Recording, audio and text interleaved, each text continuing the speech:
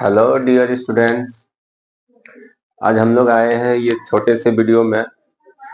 हम लोग इस सिलेबस पे बात करने के लिए कि हम लोग जो आखिर ये पर्पस है, ये चैनल का जो पर्पस है, तो वो किस पर्पस से ये चैनल बना है। तो ये पर्पस जो मेनली बना है वो एएमयू और जामिया की प्रिपरेशन के लिए बना है। जो भी बच्चे एएमयू और जामिया का प्रिपरेशन करना चाहते हैं उस वो जो है कि इस चैनल पे क्या फ्री ऑफ कॉस्ट तैयारी कर सकते हैं। यानी कि उनको ए टू जेड जो हमारे ऑफलाइन क्लास में पढ़ाया जाता है वही आपको ऑनलाइन में भी प्रोवाइड कराया जाएगा। यानी कि आपको यूट्यूब चैनल पे प्रोवाइड कराया जाएगा। तो ये नहीं कि आपको यूट्यूब चैनल पे अलग प्रोवाइड कराया जाएगा, कुछ कंटेंट कम रहेगा और हमारे ऑफलाइन क्लासेस में ज्यादा रहेगा। कुछ तो अंतर रहेगा कि आपको ऑफलाइन और ऑनलाइन से डिफरेंट तो रहता है कि आप ऑफलाइन क्या करते हो, फ्रिक्वेंटली जो है कि आप क्वेश्चन पूछ सकते हो किसी भी टीचर से। आप इनमें क्या है कि आप कमेंट करोगे, कमेंट को फिर पढ़ा जाएगा, तब उनका सॉल्यूशन फिर भी ऑनलाइन दिया जाता है। ठीक है, तो कुछ तो अंतर होगा। लेकिन मैंने ये तय किया है कि मैं कोशिश यहाँ तक करूंगा कि भाई आपको फ्री ऑफ कॉस्ट जो है कि प्रिपरेशन करा दें। ठीक है, तो आप इस चैनल से जुड़े रहेंगे और अगर एएमयू जामिया की तैयारी करना चाहते हैं और 2025 में आप अगर एग्जाम देना चाहते हैं, यानी कि 25-26 वाले बैच में आप जाना चाहते हैं, वहां एडमिशन लेना चाहते हैं, तो उनके लिए आप अच्छे से तैयारी कर सकते हैं। तो सबसे पहले हम लोगों को क्या मालूम होना चाहिए कि फर्स्ट ऑफ ऑल हम लोगों को इसके बारे में, सिलेबस के बारे में मालूम होना चाहिए। किसी भी चीज का अगर हम लोग प्रिपरेशन करते हैं तो उनके सिलेबस को पहले जानना पड़ता है कि सिलेबस है क्या, इनमें पूछा क्या जाता है। अब पता चला कि पूछा कुछ जाएगा और पढ़ रहे हैं कुछ, तो उनसे फिर हमारा प्रिपरेशन नहीं हो पाएगा। और फिर हम लोग ये भी बात कर लेते हैं क्या कि आप अगर कोई मीडियम हो, वहां दो मीडियम से टेस्ट होता है। जो आपका वहां इंट्रेंस जो होगा वो दो मीडियम से। पहले हम लोग इन सब पे बात कर लेते हैं ताकि बच्चे का ये कंफ्यूजन दूर हो जाए कि वहां पे सर मीडियम क्या रहेगा। देखो, आप एग्जाम जो देना चाहते हो, आप अगर हिंदी मीडियम से भी पढ़ करके आए हो, इंग्लिश मीडियम से पढ़ करके आए हो या फिर उर्दू मीडियम से पढ़ करके आए हो, तीनों मीडियम से आप दे सकते हो, कोई बात नहीं। बट आपको जो वहां फिलअप करने के लिए रहेगा, वहां जो मीडियम फिलअप करने के लिए रहेगा मार्कशीट में, वहां पे आपको एक उर्दू लिखा हुआ मिलेगा, एक क्या लिखा हुआ मिलेगा, इंग्लिश लिखा हुआ मिलेगा। बात समझ में आई? ये इंग्लिश लिखा हुआ मिलेगा। तो आप ये डिपेंड, ये किस चीज के लिए रहता है कि ये आप इस तरीके से आप इनको फिलअप करोगे। ये डिपेंड करता है कि आप वहां जाने के बाद जो है कि किस इसमें आप लैंग्वेज में पढ़ना चाहते हो, आप इंग्लिश में पढ़ना चाहते हो या उर्दू में पढ़ना चाहते हो। ये आप पे डिपेंड करता है कि आप आगे किस चीज को संभाल पाओगे। तो इन पे हम लोगों का कंफ्यूजन दूर हो गया भाई, ये मीडियम वाला टेंशन दूर हो गया। आप हिंदी मीडियम से हो, कोई बात नहीं, आप लगे रहो। तो हम कोशिश ये करेंगे कि भाई अब जो इंग्लिश मीडियम है, उर्दू मीडियम से तो खैर हम पढ़ाएंगे नहीं। जो बात परफेक्टली आपको मैं इन्फॉर्मेशन दे देना चाहता हूँ कि उर्दू मीडियम वाले जो भी है बच्चे हैं, तो उनको इंग्लिश मीडियम में ही पढ़ना पड़ेगा यहाँ पे, अगर हमारे यहाँ पढ़ने का कोशिश कर रहे हैं तो। नहीं तो फिर आपको दूसरा जगह कोई इंस्टीट्यूट ज्वाइन कर सकते हैं या फिर सेल्फ स्टडी कर सकते हैं। ठीक है, हिंदी मीडियम वाले हैं ये ज्वाइन कर सकते हैं, क्योंकि आपको जो लैंग्वेज लिखा हुआ मिलेगा उनको हिंदी में समझाया जाएगा, उसके बाद बनाया जाएगा। तो हम लोग कोशिश ये करेंगे कि भाई इंग्लिश में क्या, क्योंकि हमें वहां जाकर के पढ़ना है। उस समय अब टोटली हिंदी जाकर के पता चला वहां क्लास में जो बैठे हैं हम लोग, तो अब वहां इंग्लिश में पढ़ाया जा रहा है तो कुछ समझ में आएगा नहीं। तो हम लोग कोशिश करेंगे कि यहाँ तक पढ़ा सकते हैं। अब एएमयू जाना क्यों है भाई, तो आप ये जान रहे हो कि गाँव से बिलोंग कर रहे हो भाई, आपका बजट कम है, आप एक छोटे शहर में नहीं पढ़ सकते तो बड़े शहर में कैसे पढ़ सकते हो। तो वहां कम कॉस्ट में आप अच्छा एजुकेशन हासिल कर सकते हो और बड़ा यूनिवर्सिटी भी है, आप वहां अच्छे से हासिल कर सकते हो। और आप जहां तक वहां पढ़ना चाहो, जब एक बार आप एडमिशन ले लोगे तो आप हमेशा वहां रह सकते हो, क्योंकि आपको फिर क्या मिलेगा कि वहां पे छूट मिलेगा। आगे भी एग्जाम दोगे उनमें आपको कुछ छूट मिलेगा, रिजर्वेशन मिलेगा, रिजर्वेशन के साथ आप आगे जा सकते हो। तो हम लोग आते हैं, आप सिलेबस पे बात करते हैं। चलो, तो हम लोग अब आगे किस पे बात करते हैं, सिलेबस पे। सिलेबस से पहले एक बात और ये कर लेते हैं गौर, क्योंकि हम लोगों का ये एज का भी टेंशन रहता है, क्योंकि हमें कॉल आता है, बीच बीच में कॉल आते रहता है कि सर एज कितनी रहनी चाहिए, या फॉर्म फिलअप करने के समय किसी बच्चे का ऐसा होता है कि एज क्रॉस कर जाता है, भाई एज नहीं रहता है, क्योंकि वहां एज माने रखता है कि आप एज कितने के अंदर हो, वहां कुछ लिमिट कर दिया गया है, एज लिमिट किया गया है भाई। ठीक है, तो वो भी दिक्कत हो जाता है और फॉर्म फिलअप करते समय वो बच्चा फॉर्म फिलअप कर नहीं सकता और पूरे साल तैयारी करता है और फिर फॉर्म फिलअप नहीं कर पाता है। ठीक है, अगर यह फॉर्म फिलअप कर देता है किसी तरीके से, गलत तरीके से कर देता है, तो फिर एडमिशन नहीं हो पाता उन बच्चे का, क्योंकि आप आसानी से भी आधार कार्ड सुधार नहीं कर सकते हो, आसानी से आप जो है कि डेट ऑफ बर्थ सर्टिफिकेट नहीं बना सकते हो। तो उनमें क्या है कि आप अगर 6 क्लास का देने के लिए सोच रहे हो, ये 6 के लिए है, अगर 6 क्लास का देने के लिए सोच रहे हो तो आपका एज जो चाहिए वो 10 से 12 साल चाहिए, यानी कि 10 ईयर से कितने ईयर्स तक, 12 ईयर्स तक ये जो होना चाहिए। अब जिस साल एग्जाम देना चाहते हो, जैसे अभी जो आप दोगे ये 2025 में दोगे, 2025 में दोगे, तो ये आपका जो एज लिमिट रहेगा वो एक 31 मार्च तक, यानी कि 31 मार्च 2025 तक आपका एज, डेट ऑफ बर्थ जो है उनमें आप इससे कैलकुलेशन करोगे 31 मार्च 2025 से। ठीक है, कि अगर आपका 10 से प्लस या 12 से कम हो रहा है 31 मार्च 2025 तक, तो आप जो है कि एलिजिबल हो किस क्लास के लिए, 6 के लिए। बट अगर आप 9th क्लास का देना चाहते हो तो आपका एज लिमिट रहेगा। इसमें भी क्या होता है कि एज लिमिट होता है, बट वो भी एज जो लिमिट होगा वो होगा किस तरीके से, ये यहाँ पे आपको 13 से 15 ईयर्स चाहिए, यानी कि 13 ईयर्स प्लस चाहिए और 15 ईयर्स के अंदर चाहिए, ना कि 15 ईयर्स से पार कर जाए। उनके बाद जाकर के ये डेट भी जो कैलकुलेट होगा, अब जिस साल एग्जाम दे रहे हो उसी साल के 31 मार्च को कैलकुलेट करोगे, यानी कि 31 मार्च आपका इसमें भी बन जाएगा। अगर आप सोच रहे हो कैंडिडेट हो किसका, एस्पिरेंट हो आप 2025 के लिए, ठीक है, तो आप इनके लिए क्या कर सकते हो कि आप कैलकुलेट कर सकते हो। अगर आप 13 से 15 साल के अंदर हो तो आप तैयारी करो, अगर 15 साल क्रॉस कर गया तो फिर दिक्कत है, अगर 13 साल से कम हो तो आप फिर नेक्स्ट ईयर ट्राई कर सकते हो।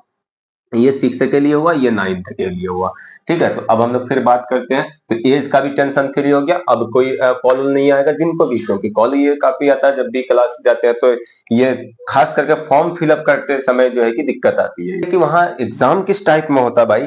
तो एग्जाम याद रखना आपका, ये जो होता है भाई ऑब्जेक्टिव टाइप एग्जाम होता है। क्या होता है, ऑब्जेक्टिव टाइप एग्जाम होता है। एग्जाम जो रहता है वो किस टाइप का रहता है, ऑब्जेक्टिव टाइप एग्जाम रहता है, जिनमें आपका 85 मार्क्स रहेगा दोनों क्लास के लिए, 6 क्लास के लिए भी 9th क्लास के लिए भी। आपका जो एग्जाम होगा रिटन एग्जाम वो कितने मार्क्स का होगा, 35 मार्क्स का होगा। बोलोगे सर 15 मार्क्स कहाँ है, तो 15 मार्क्स के लिए आपको इंटरव्यू देना पड़ेगा, क्योंकि अलीगढ़ में क्या देना पड़ता है, इंटरव्यू देना पड़ता है। तो भाई ये दोनों क्लास के लिए सेम सिलेबस है, बट कट ऑफ का अंतर है, तो कट ऑफ भी बता देते हैं हम लोग। तो ये जो हमारा है भाई 85 मार्क्स का जो एग्जाम होगा, 85 में आपका जो रहेगा उर्दू भी रहेगा, सबसे बेस्ट है ये उर्दू। ठीक है, उनके बाद जो आपका रहेगा ये हिंदी रहेगा। क्या रहेगा आपका, हिंदी रहेगा। उसके बाद जो आपका रहेगा ये रहेगा इंग्लिश। क्या रहेगा आपका, इंग्लिश। उनके बाद जो रहेगा आपका वो रहेगा साइंस। ठीक है, उनके बाद जो आपका रहेगा वो रहेगा आपका मैथ्स। ठीक है, आपका जो रिजल्ट बनाएगा वो आपका उर्दू और साइंस से रिजल्ट बनाएगा। कौन बनाएगा, उर्दू और साइंस से रिजल्ट बनाएगा। आपका ना रिजल्ट बना सकता हिंदी, ना ही इंग्लिश बना सकता, ना ही मैथ्स बना सकता। क्यों, क्या है कि अभी हम हाल में देख रहे हैं कि भाई उर्दू भी बच्चे लोगों का काफी वीक है, उर्दू भी इतना वीक है कि जिसका कोई जवाब नहीं। क्योंकि ये उर्दू जो है आपको 9 से 10 मार्क्स से पूछता है। ये कितने मार्क्स का क्वेश्चन रहता है, ये जो रहता है क्वेश्चन, ये कितने मार्क्स का रहता है, 9 से 10 मार्क्स का क्वेश्चन रहता है। अब ये 9 से 10 मार्क्स से ऐसा रहता है कि ये आप कंप्लीटली 100% उठा सकते हो, क्योंकि ये आपके अंडर बुक से ही रहेगा। क्योंकि आपको यहाँ पे वाहिद से जमा पूछा जाएगा, या मुतजाद पूछा जाएगा, या मुसन्निफ के नाम पूछा जाएगा भाई। तो यहाँ रिलेटेड, किताब से रिलेटेड जो क्वेश्चन पूछा जाएगा तो वो उसी से रिलेटेड रहता है और हमें आसानी से बन जाता है। और यहाँ पे हम लोग 100%, 10 मार्क्स से मैक्सिमम चांस रहता है पूछने का, तो 10 मार्क्स आसानी से उठा सकते हैं। बात समझ में आई। बट हिंदी की अगर बात करते हैं हम लोग, तो हिंदी में क्या रहता है कि वो 8 से 9 मार्क्स पूछा जाता है। कितना मार्क्स पूछा जाता है, 8 से 9 मार्क्स से, जिनमें से हम लोग 2 मार्क्स को माइनस करके चलते हैं। जो हमारा रिसीवर जो रहता है भाई, एग्जाम में जो करेक्ट करता है, जितना भी किया है, जो भी एग्जाम करेक्ट कर करके गया है मेरे यहाँ से, तो उनका हम क्या देखे हैं कि कंक्लूजन निकाल कर, क्योंकि वो जो लाता है 2 मार्क्स से कम ही। अगर 8 मार्क्स का पूछा गया तो भाई वो 6 मार्क्स लाता है, अगर 9 मार्क्स का पूछा गया तो भाई वो 7 मार्क्स से, 2 मार्क्स से क्या करता है कि पर्यायवाची रहता है। हिंदी में क्या है, पर्यायवाची, सबसे बड़ा टेंशन पर्यायवाची, और इंग्लिश में साइनो एंटो है। ठीक है, ये बहुत खतरनाक चीज है। तो आप क्या है कि एंटोनिम हिंदी में याद कर सकते हो, यानी कि विपरीत शब्द है, विपरीत शब्द है जो है कि आप आसानी से याद कर सकते हो। उनमें हम लोगों को फंस जाता है, या कुछ हम लोग दिमाग लगा करके बना। लेकिन पर्यायवाची शब्द क्या होता है कि हम लोग रात दिन रट करके जाते हैं और पता चला कि एक भी हमारे बुक से नहीं फंसा, और क्योंकि पर्यायवाची तो लिमिट में है नहीं, एंटोसाइनो तो हमारा लिमिट में है नहीं, तो जिसको हम लोग रट लेते हैं लेकिन हमारा वो फंसता ही नहीं है, जो मार्क्स हमारा कट जाता है। तो ग्रामर पोर्शन जो रहता है वो 6 से 7 मार्क्स से रहता है ग्रामर, यानी कि जो हमारे किताब से और ग्रामर से रहता है, पर्यायवाची और को छोड़ करके। तो ये मार्क्स है जो है कि आप आसानी से उठा सकते हो, अगर आप तैयारी करोगे तो ये आसानी से उठा सकते हो। अब इंग्लिश की बात करते हैं, तो इंग्लिश में भी वोकैब से जो है कि लगभग 2 से 3 मार्क्स रहता है, वोकैब से 2 से 3 मार्क्स रहता है, जिसमें स्पेलिंग टेस्ट रहता है, फिर एंटो रहता है, फिर साइनो रहता है, उनके बाद ग्रामर रहता है, ग्रामर पोर्शन रहता है। जो वोकैब पोर्शन होता है उनको बच्चा क्या करता है कि भाई जल्दी नहीं उठा पाता है, क्योंकि आपको मालूम होगा कि वोकैब आप कितना याद करोगे, यानी कि वोकैबुलरी कितना याद करोगे, वर्ड मीनिंग कितना याद करोगे आप, एंटोसाइनो कितना याद करोगे। अब 1000 एंटोसाइनो याद कर लोगे और उनमें से आएगा ही। अब वो 1000 याद करने के चक्कर में क्या हुआ कि हम साइंस पे मेहनत करना कम कर दिए, हम मैथ्स पे मेहनत करना कम कर दिया, हम उर्दू पे मेहनत करना कम कर दी, क्योंकि यहाँ ये पर्यायवाची, ये एंटोसाइनो, ये दो चीज बहुत खतरनाक होता है। तो इस दो चीज के चक्कर में आप नहीं पढ़ोगे। तो इंग्लिश जो आपका पूछ लिया जाएगा वो आपका 7 से 8 मार्क्स से पूछा जाता है, ठीक है।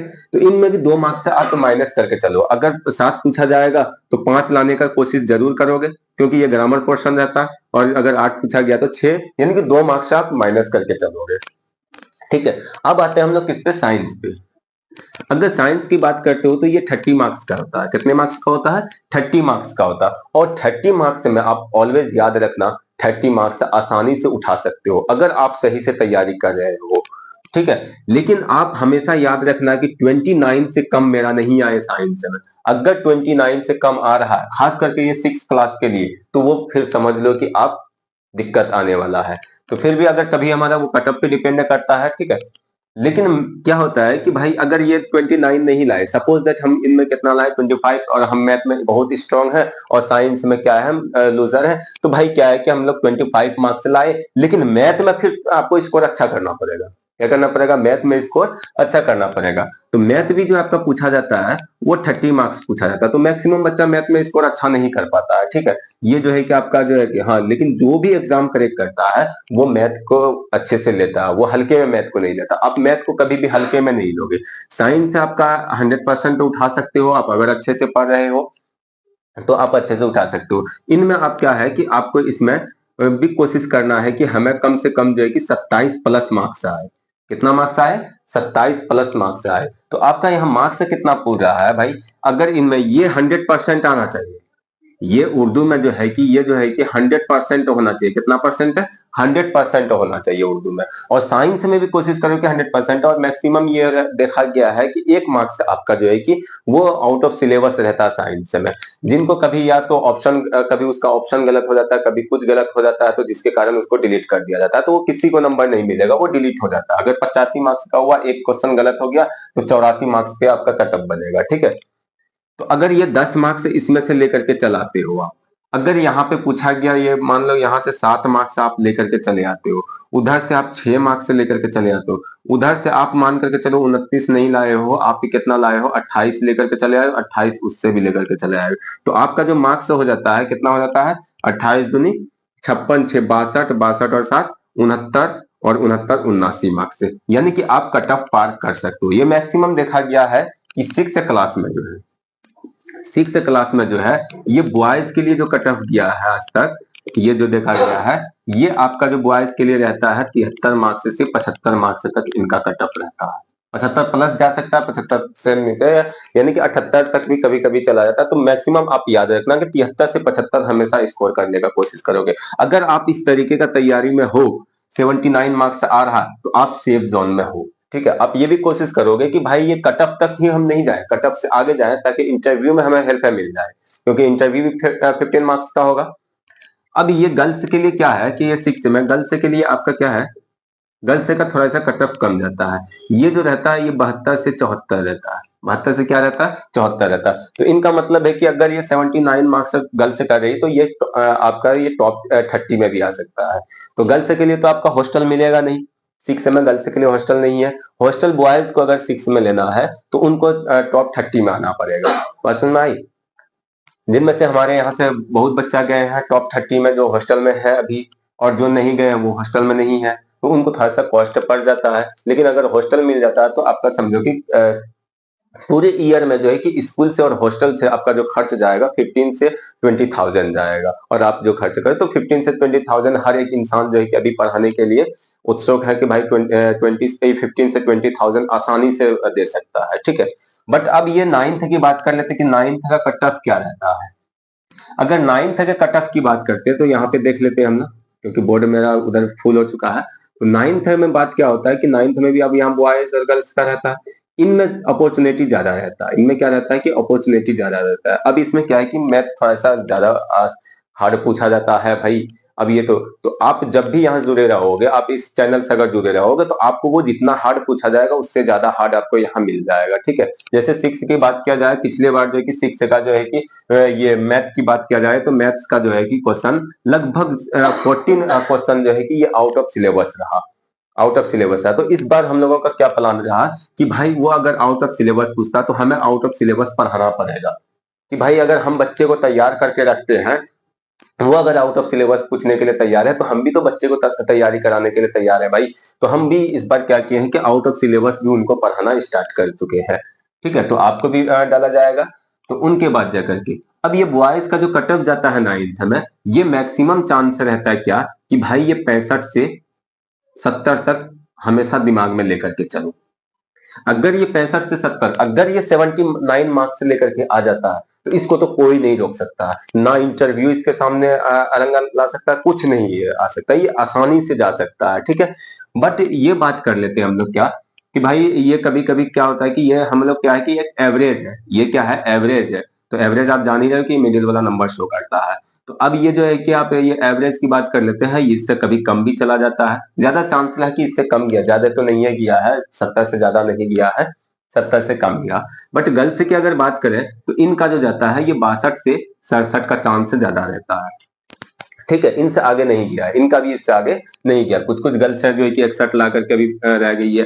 तो ये क्या होता है कि हम लोग कुछ तैयारी नहीं कर पाते हैं, या हम लोग सिंसियर स्टूडेंट नहीं हो पाते हैं। सिंसियरली कब होते हैं, जब हमारा एग्जाम आ जाता है तब। तो तब से तो होगा नहीं। आप रेगुलर पढ़ो, क्या करो, रेगुलर पढ़ो। आपको किस तरीके से याद रखना हो वो भी हम किसी सेपरेट वीडियो में बता दिया जाएगा। तो आप इनके बारे में अच्छे से एक बार समझ चुके हो आप, ठीक है। तो अब ये जो बात रहे कि भाई ये कट ऑफ का भी बात हो गया है, इसका भी बात हो गया, कितने मार्क्स का एग्जाम होगा, क्या क्या सब्जेक्ट रहेगा, तो आपको ख्याल रहेगा Urdu, Hindi, English, science, maths. तो आप यहाँ पे सोशल की कोई जरूरत है नहीं, सोशल वहां पर है। आप ये कंफ्यूजन में नहीं रहोगे कि सर वहां सोशल नहीं पढ़ाया जाएगा, सोशल पढ़ाया जाएगा, वहां पे सोशल आप पढ़ोगे। बट आपका जो इंट्रेंस एग्जामिनेशन होगा उनमें आपको नहीं पूछा जाएगा, उनमें ये 5 ही सब्जेक्ट रहेगा, जिनमें से आपको 25 मार्क्स है। ये तीनों लैंग्वेज मिला करके जो है कि 25 मार्क्स रहेगा, जिसमें से आप स्कोर हमेशा 20 प्लस या 20 करने का कोशिश करो, ठीक है। अगर ये इधर 20 कर लेते हो, इधर अगर दोनों मिला करके किसी तरीके से हुआ कि भाई नंबर कट गया, तो इधर आप 56 भी कर लेते हो दोनों मिला करके, तो आपका फिर भी जो है कि 76 चला जाएगा, फिर भी आपका कट ऑफ पार कर जाएगा। बस में यानी कि हमेशा कट ऑफ पार कर जाएगा अगर इस तरीके का तैयारी कर रहे हो आप। तो आप इस चैनल से जुड़े रहोगे और आपको अच्छे से तैयारी कराया जाएगा। आपको जो भी वीडियो डाला जाएगा आप उसको अच्छे से देखो, और एक क्या करो, सुंदर सा नोट से बनाओ। अब नोट से बनाने का तरीका क्या है भाई, कि आप नोट्स बनाते कैसे हो, कि जो मान करके चलो सपोज दैट कि इसको नोट्स में लाना है, किस में लाना है, नोट्स में लाना है। अगर मान लो कि इसको कट दिया गया है तो इसका मतलब है कि इसका यूज नहीं होगा।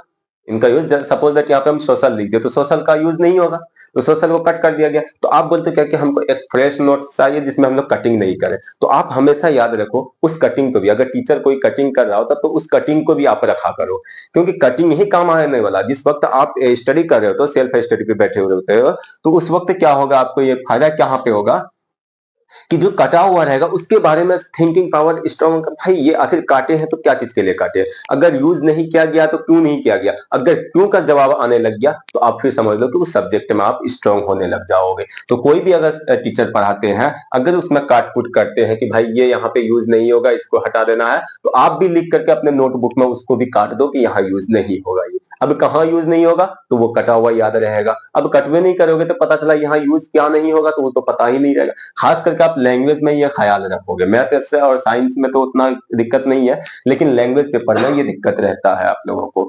उनके बाद के एक नोट्स बनाने के बाद क्या करो कि पर डे उनको रिवाइज करो। आप रटो मत, बैठ करके वो झूम करके रटना नहीं है।